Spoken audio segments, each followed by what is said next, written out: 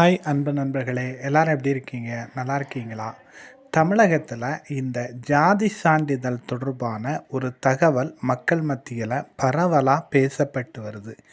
அது என்ன தகவல் அப்படின்னு கேட்டிங்கன்னா, உங்கள் ஜாதி சான்றிதழில் பழைய ஜாதி சான்றிதழில் புகைப்படம் இருக்கிறதா? புகைப்படம் இல்லை என்றால் புகைப்படத்துடன் கூடிய ஜாதி சான்றிதழை வாங்குங்கள் அப்படிங்கிற ஒரு தகவல் பெரும்பாலான பெற்றோர்களுடைய வாட்ஸ்அப்புகளில் வலம் வருது.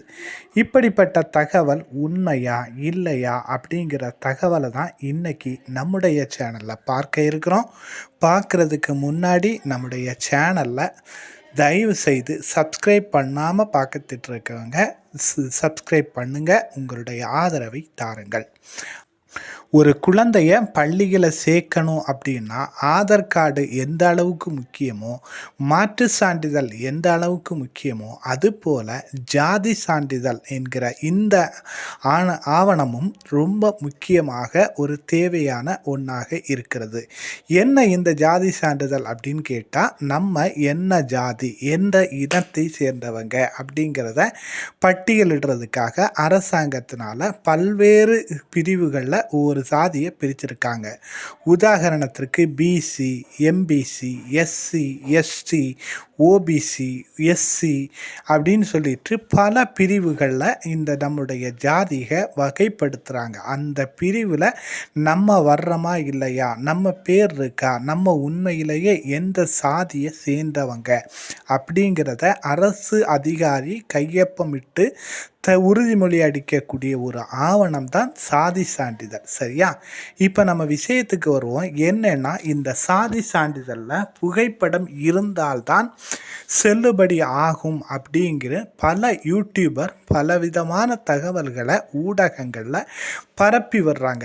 இதை நம்முடைய மக்கள், தமிழகத்தில் நம்முடைய பலவரான மக்கள் இதை உண்மை அப்படின்னு நம்பி தங்களுடைய பழைய சாதி சான்றிதழை மாற்றுவதற்கு பல்வேறு முயற்சிகளை மேற்கொண்டுட்டு இருக்காங்க. ஸோ இது பற்றி நம்ம விசாரித்ததில் அரசு அதிகாரிகள் என்ன சொல்கிறாங்கன்னா, புகைப்படத்துடன் கூடிய சாதி சான்றிதழ் கடந்த 2 ஆண்டுகளாகத்தான் வழங்கப்படுகிறது. விண்ணப்பதாரருடைய புகைப்படம் மற்றும் QR கோடுடன் சாதி சான்றிதழ் வழங்கப்பட்டு வருவது கடந்த 2 வருடங்கள் தான். அதற்கு முன்னர் வழங்கப்பட்ட சாதி சான்றிதழில் புகைப்படம் எதுவும் இடம்பெற்று இருக்காது அப்படின்னு சொல்கிறாங்க. ஸோ இந்த சேவை நிறுவனங்களால் பரப்பப்படக்கூடிய இந்த தவறான புரிதல், இது தவறான செய்தி.